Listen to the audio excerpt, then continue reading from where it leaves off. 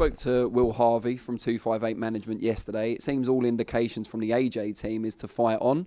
Plenty more big fights out there for him is the kind of company tune at the moment. Do you think that's the right call, or is there a case for him calling it a day? Like, he's obviously made as much money as he needs for the rest of his life. Well, he's obviously financially secure from boxing, and that's brilliant from his endeavours and being in the right place at the right time. He's done that.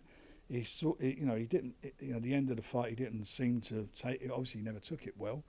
He needs some time out, and maybe he want to carry on fighting. They've said that belts mean nothing. They don't need to fight for belts.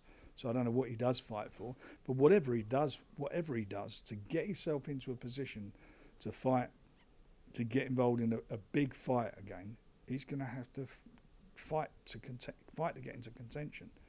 If he goes and bowls over a couple of,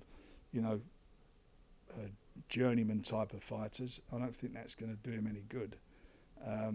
He'll need confidence builders, but they're going to have to be careful who they pick. Because if I put a fighter in with him now, especially if the guy's got fast hands and moves, if I was him, I would avoid them. He needs guys that are predictable, that can walk forward, come onto him. He doesn't want guys who can slip and slide, and as I say, good hand speed and can get out of the way. I mean, I would say this, but can you imagine how it would have been with Tyson? The bigger guy and the hand speed he's got and the boxing brain he's got. I don't think he would have laid a glove on Tyson. In fact, I thought it would have been a similar fight to as it was with Dillian Whyte had he fought him. AJ signed a lengthy deal with DAZN just before this fight was announced, and obviously this one ended up on Sky Sports box office.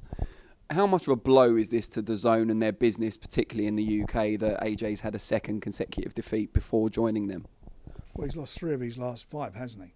And isn't I don't know what that deal is. I can't think they would be naive enough to sign a huge deal based on the fact he comes out as a loser. I'm sure there must have been a caveat in there that he has to win the fight and he'll get X, or if he doesn't, he'll get Y.